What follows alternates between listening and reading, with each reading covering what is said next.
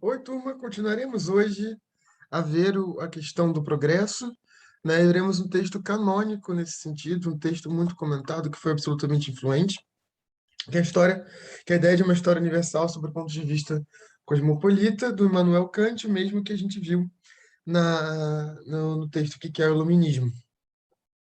Esse texto, ele cunha do, do principal ideário do que é o progresso humano, né? É um texto clássico e exemplar da fé que o pensamento iluminista detinha na emancipação humana através do conhecimento, tanto em termos políticos quanto em termos científicos.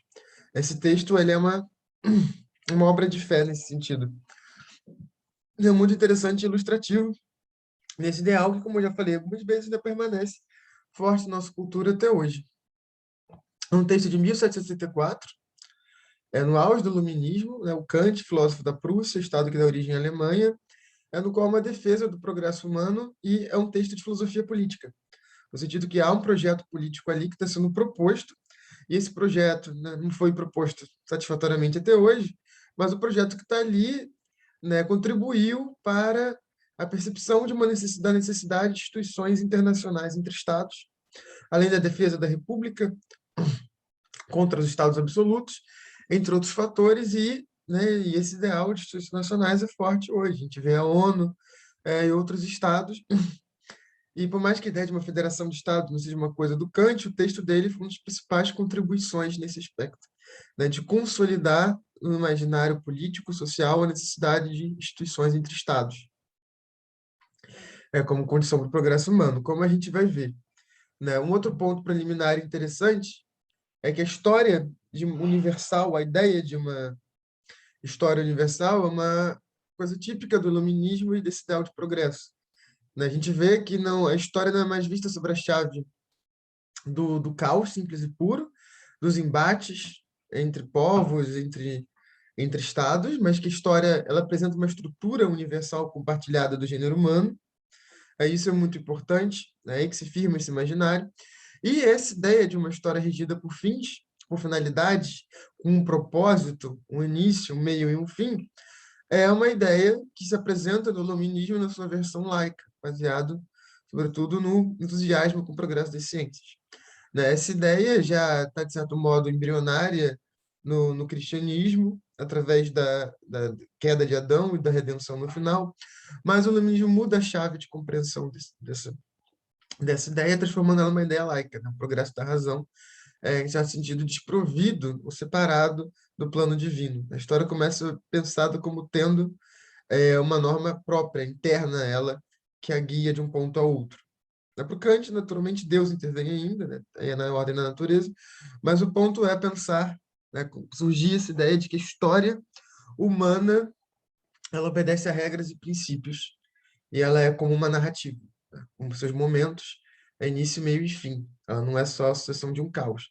E, sobretudo, diferentemente, né, da visão católica medieval, no qual o passado era o lugar perfeito, que teria se degenerado no presente e, né, a partir da expulsão do Éden e tudo mais, para o Kant ser colocado no futuro. Essa plena realização da história. O futuro será melhor que o passado. A humanidade caminha no passado obscuro para o futuro luminoso. Está tudo isso nesse texto, nas suas 9 proposições. Que vamos ver cada uma delas. A primeira proposição. Todas as posições naturais de uma criatura estão determinadas a desenvolver-se alguma vez de modo completo e apropriado. É. O que temos aí de mais interessante? A natureza apresenta fins, ela tem finalidade, né? Na biologia, a gente vê isso claramente, até no vocabulário, né, que se utiliza, e o Kant argumenta em outra obra crítica da faculdade de julgar uma necessidade de compreender essa natureza como tendo finalidades, propósitos. E ele se baseia em grande parte na biologia também. Se a gente vê na biologia, né, o que é o pulmão? É um órgão que tem a finalidade de nos fazer respirar. O que é o rim? O rim é um órgão que tem a finalidade de purificar nosso corpo de toxinas, né, de expelir toxinas. O que é o fígado? O órgão que tem a finalidade de processar e nos livrar de toxinas. Então, para o Kant, isso é paradigmático como a natureza não age por acaso, cegamente. A natureza apresenta finalidades. há um propósito na natureza. Esse propósito se manifesta também no ser humano, mas a natureza não é cega, né? Não joga dados, né? E um modo, né, de ilustrar isso é voltando-se à biologia, à história da vida, no qual um corpo orgânico ele é um aglomerado de funções, cada função tendo a sua finalidade específica, né, e se harmonizando na forma de um corpo e na forma de uma espécie. Então, isso que o Kant tem em vista, nas disposições naturais como sendo dotadas de uma finalidade, de uma função, não sendo fruto cego do acaso, né? O Kant é antes do Darwin, tá? Então, para mostrar, não tinha ideia de seleção natural das espécies, isso vem depois, então, só para frisar essa diferença. Então, a natureza teria colocado em nós, né, como todas as coisas, fins, né, e colocado em nós o imperativo e o caminho de prosseguirmos na realização desses fins de qual a natureza nos dotou, né? Percebem como a concepção da história como orientada a fins está baseada, né, não apenas na história mesmo, mas está fundada na ordem da natureza. A natureza que produziu o homem com essa finalidade específica de realizar-se na história, né? Isso é uma coisa que a natureza teria colocado em nós, né? Essa finalidade. Na segunda proposição, que se diz assim: no homem, como única criatura racional sobre a Terra, as disposições naturais que visam o uso da sua razão devem desenvolver-se integralmente, não só na espécie, mas no indivíduo. Perdão, só na espécie, no indivíduo. Né? Nessa proposição, o que o Kant coloca? Isso é um ponto central do ideal de progresso. O progresso humano é dado por um acúmulo contínuo de conhecimentos e práticas. O progresso não é apenas ou centralmente a iluminação de um indivíduo, mas um acúmulo de conhecimentos. As gerações humanas vão produzindo conhecimentos, tanto em termos morais, quanto políticos, quanto científicos, eles vão se acumulando, né, num processo contínuo que vai levando a humanidade para frente em direção ao futuro luminoso, né, das trevas à luz. Isso é um processo acumulativo. Ele fala, né, como as gerações anteriores deixam para as gerações posteriores o seu legado sobre a forma da arte, sobre a forma da ciência, sobre a forma da cultura. Isso tudo vai se acumulando, no gênero humano. Outro ponto importante é que essa história universal, ela não é uma história de um povo, de uma raça, mas ela é a história da humanidade como um todo. Aqui temos um elemento bastante característico do iluminismo, que é o universalismo humanista. A humanidade toda como constituindo uma única espécie, tendo como fazendo parte uma espécie de comunidade.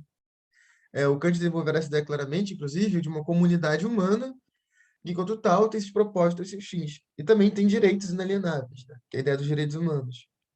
A ideia de que o homem constitui algo de universal, que o francês, o alemão, o brasileiro, todos nós participamos de uma mesma espécie, enquanto tal, temos um projeto em comum, direitos em comuns que derivam do mero fato da gente ser humano. Essa opção está no Kant e é bem característica, ilustrativa do iluminismo em geral. Temos também, né, no Kant, um elemento que será um dos objetos de crítica ao iluminismo no século XX, que é o antropocentrismo, né? E tem que falar disso, que esse texto deixa isso bem claro, né? O ser humano como a única criatura racional sobre a Terra, o ser humano como o pináculo da criação, o mais alto ponto, né, da natureza, da finalidade divina.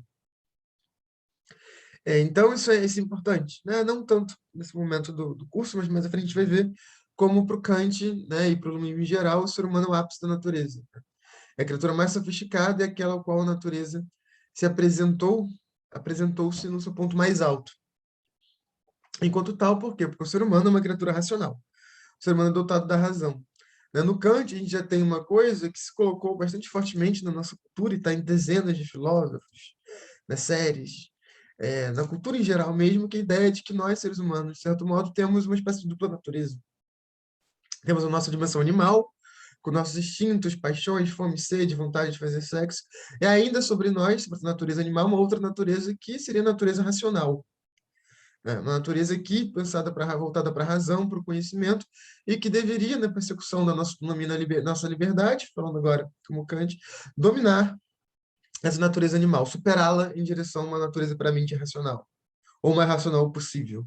A ideia de que somos instintos, que enquanto seres movidos por instintos, somos tal como um cachorro, um peixe, um pássaro, e, para além dessa dimensão meramente natural, somos dotados de razão. E a razão, a racionalidade, nos separa da natureza, nos colocando num lugar especial, superior a todos os outros entes. Por mais que ainda permaneça em nós essa dimensão animal, temos a dimensão racional, que tem como destino o controle e a superação daquilo que restou de nós, né, enquanto animais. Então, para o Kant, a realização humana é a realização da razão. É sobre esse fundo animal que nós herdamos enquanto criaturas, que viemos da natureza. Num outro texto dele, Origem Conjectural para a Espécie Humana, eu acho que é esse o termo, o título ele fala precisamente nisso. Na humanidade vivia tal como animal, então despertou no homem razão. Ele se separou, se destacou do resto da natureza. Enquanto tal, tornou-se superior a todos os outros animais e senhor da natureza. Esse ponto ele está sendo muito problematizado no pensamento contemporâneo, mas ele se tornou hegemônico, né?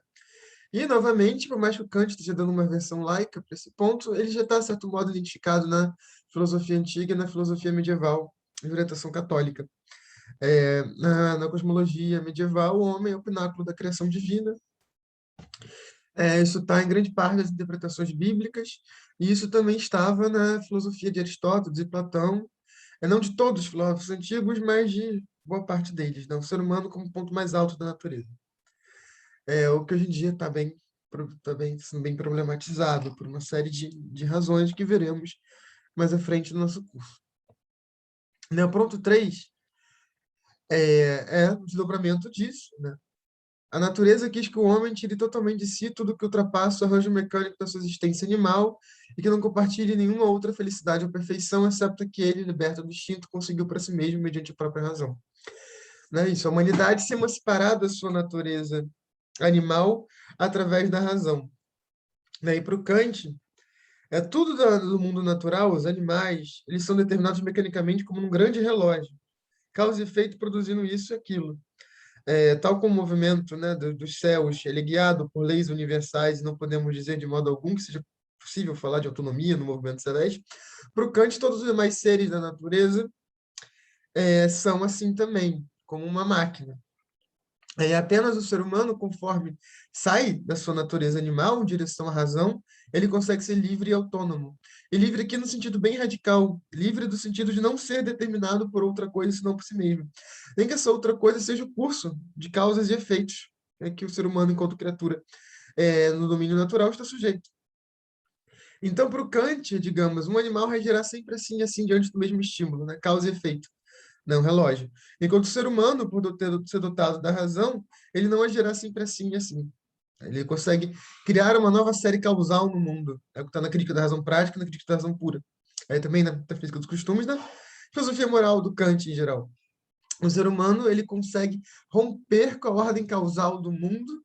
Ele não está no relógio da natureza, precisamente porque ele tem essa faculdade chamada razão, que o faz ultrapassar o mero arranjo mecânico da natureza, que faz ele ser algo distinto da natureza, e essa distinção é dada pelo fato de que ele, enquanto criatura racional, é livre, enquanto todo o resto padece a determinação das causas e dos efeitos mecânicos do mundo. E essa liberdade, voltando a falar, né, do texto O que é o Iluminismo, ela deve ser conquistada pela história. O ser humano, dotado dessa liberdade, ele tem que ter a coragem de utilizar o seu entendimento por si mesmo e de ser livre, sem se deixar guiar pelos outros. Seja esses outros a determinação que a natureza nos traz enquanto animais, seja esses outros, né, os reis, os políticos, a mídia, trazendo para o contemporâneo. É necessário que o ser humano torne-se livre, né? Ele já tem à disposição a liberdade dada pela natureza, conforme ele é uma criatura racional, mas é necessário que ele tenha coragem e ousadia de serviço do seu próprio entendimento, da sua própria razão, e realizando assim, e assim ele realizaria a sua própria liberdade. Isso para o Kant, é um processo que se dá na história e, em última instância, sobre o ponto de vista da espécie, não apenas do indivíduo. Então, isso é importante, né? E para o Kant, essa autonomia, conforme ela é uma autonomia pautada pela razão, ela não é a autonomia de fazer o que você quer na hora que você quer. É a autonomia justamente de você não ser determinado pelas suas paixões e apetites animais e submeter os seus instintos à guia da razão. Então, para o Kant, a autonomia é dar a si mesmo as próprias regras da sua conduta segundo a razão. Então, o homem para o Kant, mesmo seja muito poderoso e faça o que ele quer, se ele só procura a satisfação dos seus instintos, né? Vontade de fazer sexo, de comer e tal, ele não é livre. Ele é determinado, tal como um animal, por aquilo que ele tem de animal dentro dele. Né? Enquanto um homem livre é aquele que controla seus instintos animais, dando a eles a norma, né? Dando sobre si mesmo uma norma, e essa norma que ele dá sobre si mesmo é uma norma racional.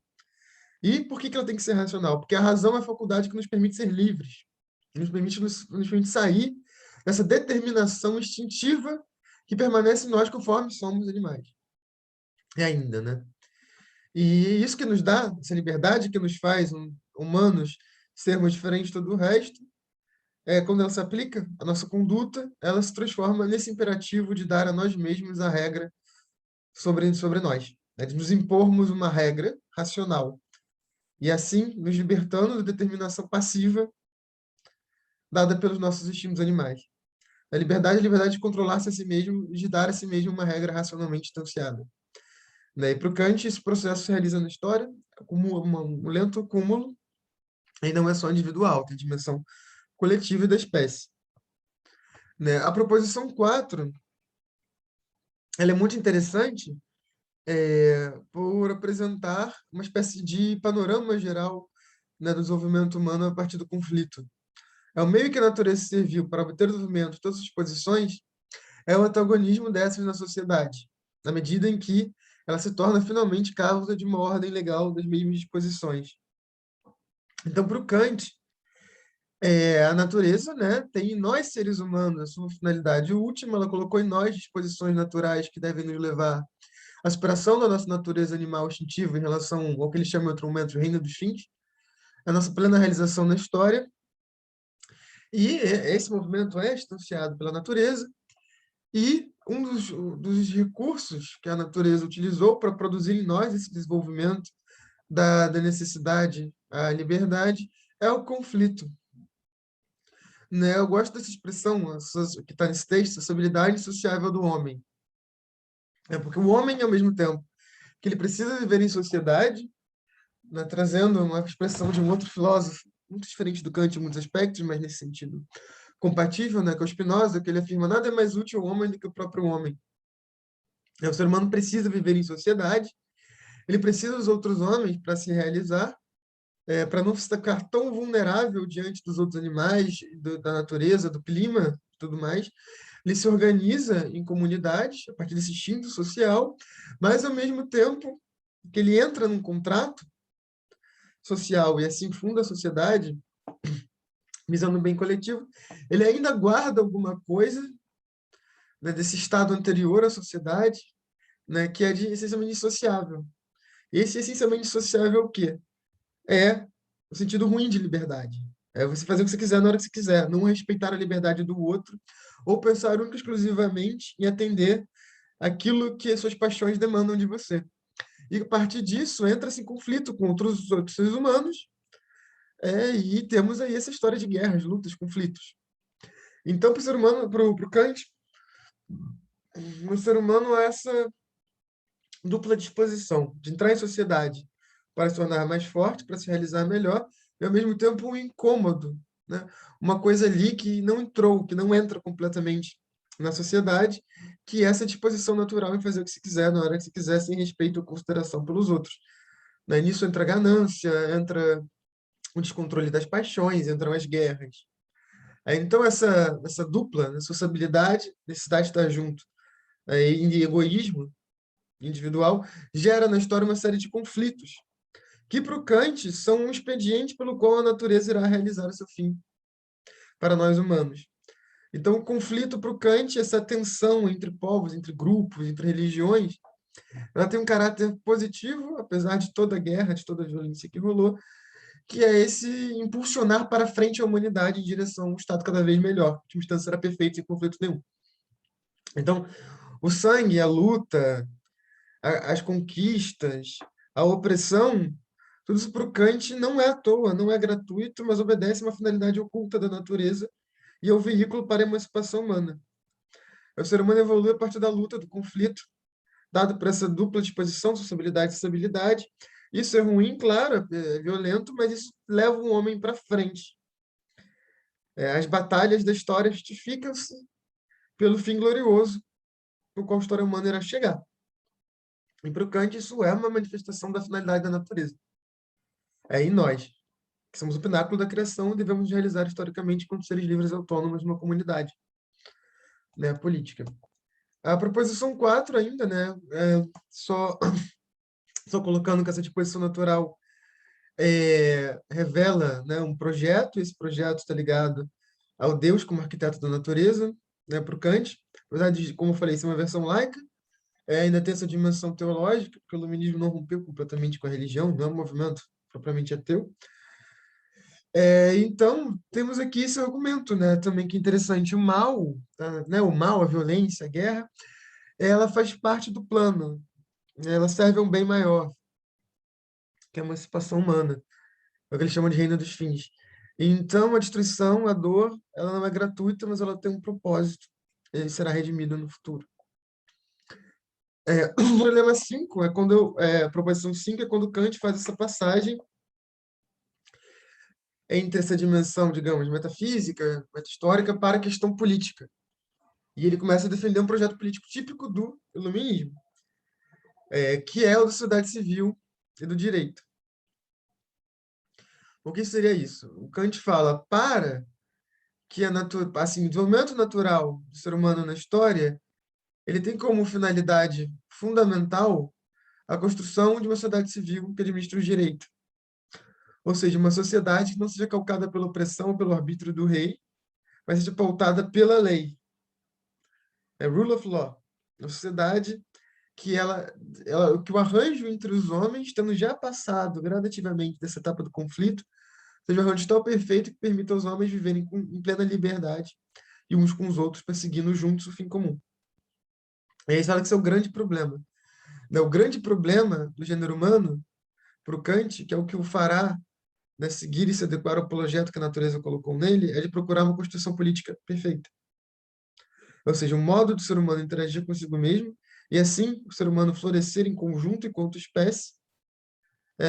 E para isso, a condição é a procura de uma organização política perfeita.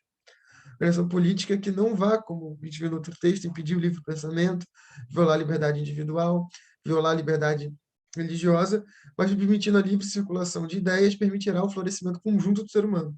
E para isso é importante uma constituição política que respeite a autonomia e a liberdade e emule esse movimento de emancipação humana, o desenvolvimento humano através da razão e a articulação dos esforços coletivos humanos na busca desse fim comum. E que para o Kant, com essa passagem, né, ele está colocando um outro elemento relacionando à dimensão da sociabilidade insociável, é que essa organização política deve servir para adestrar as paixões egoístas e animais do ser humano, produzindo homens livres, né, e livres no sentido de pessoas que determinam a si mesmos segundo regras dadas pela razão. Então, é esse processo de disciplinização do instinto que uma organização política perfeita deve realizar. Proposição 6 é o problema mais difícil, mais tardiamente, né, resolvido pelo gênero humano, ou seja, segundo ele não foi resolvido ainda, diríamos que hoje também não foi, né? Que tem um problema nisso, né? Que essa organização política ela precisa que, né, seja dada por uma unidade política que tem que ser diferente dos seres humanos na sua mera perseguição individual dos seus fins, né? Precisa ser uma instituição capaz de disciplinar os nossos instintos e promover uma sociedade livre e igual. E para o Kant isso é muito difícil porque quem assumirá o poder será sempre seres humanos, né, que são limitados e têm suas aspirações animais, e dificilmente encontraremos a pessoa perfeita. E nesse ponto, ele fala que isso pode ser aproximado, e nesse ponto a gente tem uma dimensão central aí, que inclusive é um elemento fundamental do liberalismo clássico, que é a lei. É o melhor mecanismo para você produzir isso, e não a figura do chefe, né? Porque se é um chefe muito virtuoso, muito justo, mas morreu, entra outro, aí tudo errado. Tem que ser a lei, a Constituição. A Constituição política e as leis têm que ser justas, e enquanto justas, elas devem guiar o homem, né, na sua relação mútua entre si, né, de forma a emular a liberdade e a autonomia de cada um. Então, isso é importante, o papel da lei e da Constituição. Tanto que um ponto central do iluminismo era tirar do poder do monarca, fazer leis conforme ele quisesse, né, e botar isso no corpo social, como parlamentares, e mais ainda, que fixar uma Constituição que até o próprio Estado, o monarca, o presidente devem seguir sempre. A ideia de que é um corpo, né, uma carta magna, leis que são intransponíveis e imutáveis, independente do arbítrio do governo que esteja lá, é uma ideia central que está aí no Kant, como uma das condições para o progresso humano, e que está, muitas vezes, no iluminismo em geral. A ideia de que a lei deve governar e que há, inclusive, limites que o poder estatal não pode ultrapassar, esses limites estão positivados na lei, na Constituição, como os direitos humanos, que é justamente isso, né? O Estado não pode te matar, te torturar, não pode te condenar sem julgamento. E como é que barra o Estado nesse ponto? É a lei, a Constituição. E aí essa ideia, né, de limitação do poder, né, estatal pela lei. Está aí fortemente na proposição 6. Vamos à proposição 7. Né? A instituição de Constituição Civil perfeita depende, por sua vez, do problema de uma relação externa legal entre os Estados e não pode resolver sem essa última. Esse ponto é muito interessante, porque o Kant condiciona a sociedade civil organizada de forma perfeita a uma dinâmica internacional. Os estados têm que se organizar entre si, produzindo uma federação que conseguirá, assim, o império da lei, e com ele o florescimento da humanidade como um todo. Isso é bem radical para essa época, apesar de eu já haver defesas anteriores de federações nacionais, o Kant dá a feição propriamente iluminista que se consolidou desse projeto, tanto nesse livro como nesse outro texto, que é A Paz Perpétua. E podemos ver, em primeiro lugar, que isso se relaciona à ideia de que a liberdade e a realização humana é uma coisa que está no nível da espécie, da totalidade humana, e não apenas de um povo ou do indivíduo. Então, faz completo sentido que essa procura por uma Constituição perfeita ela não seja dada apenas no âmbito de um Estado nacional ou de um povo específico, mas seja uma coisa a ser buscada pelo gênero humano inteiro. E para isso florescer plenamente e funcionar, para o Kant é necessário que haja uma Constituição civil perfeita, capaz de reger em todos os estados. Né? Então, se para o Kant a vida política é dada por um contrato entre cidadãos, o Kant está propondo que os estados proponham um contrato entre si. Porque o que teríamos hoje?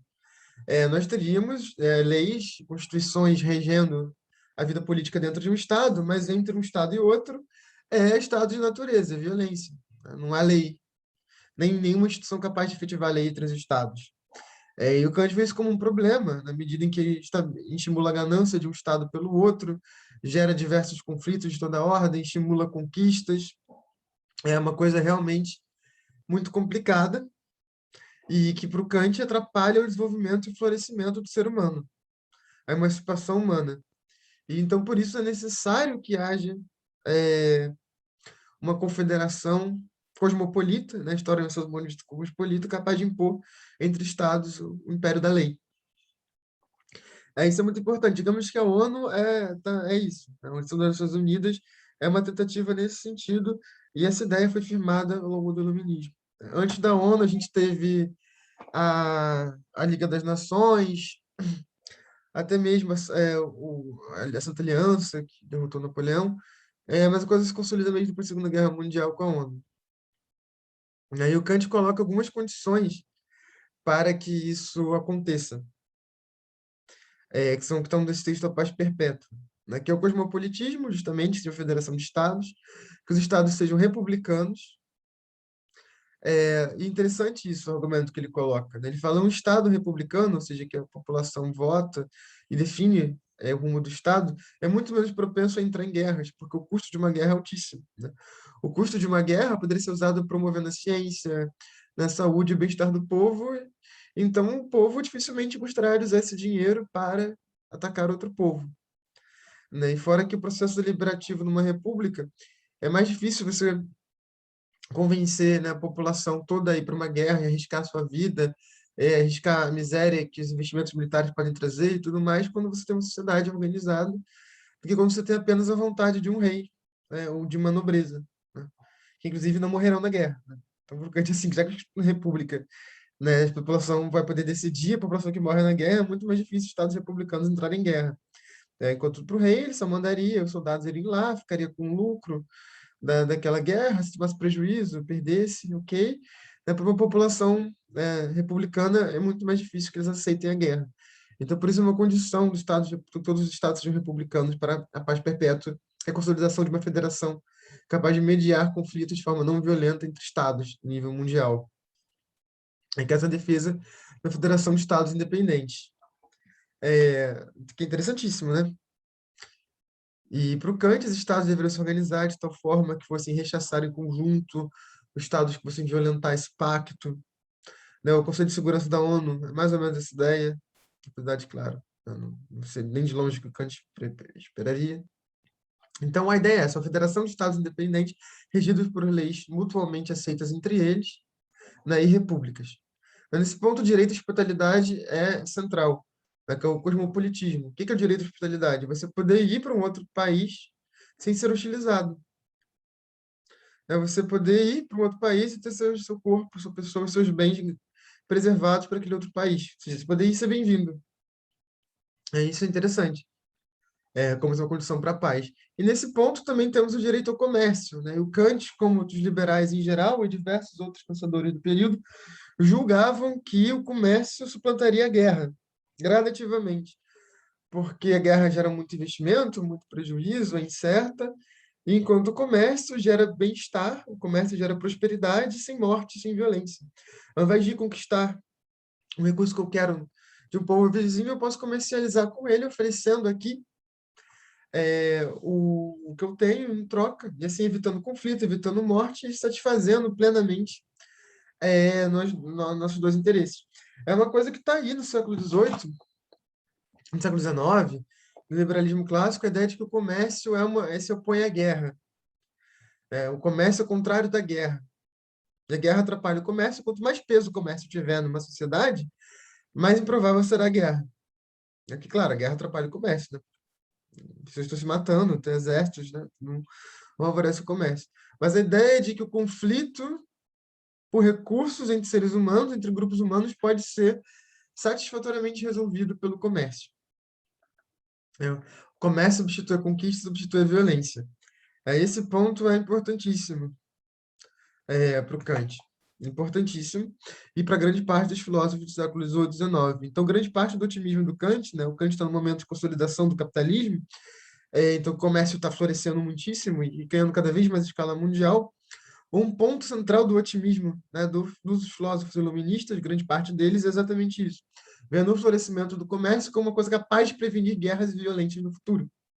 Quando a gente fala no Perpétuo, o comércio irá substituir a guerra. Né? Eles não viram uma série de coisas, né, como fazem-se guerras para se abrir mercados, né, para o comércio, como fazem-se guerras para conquistar matéria-prima, para depois produzir produtos, como existe um comércio de guerra, um comércio de armas, que é o mais lucrado do mundo. Enfim, na época do Kant isso não era talvez tão claro, ou talvez já fosse, mas não está aí no texto dele. Mas para o Kant, novamente, o comércio substituirá a violência da guerra. E, por fim, o ponto, proposição 8, ele vê nessa constituição de uma sociedade civil internacional, essa grande federação de todos os povos, regidas pelo comércio, pela lei, onde as pessoas podem viajar sem serem hostilizadas. Isso que o Kant está vendo aí é, para ele, a realização do propósito último da natureza humana, perdão, da finalidade da natureza entre seres humanos.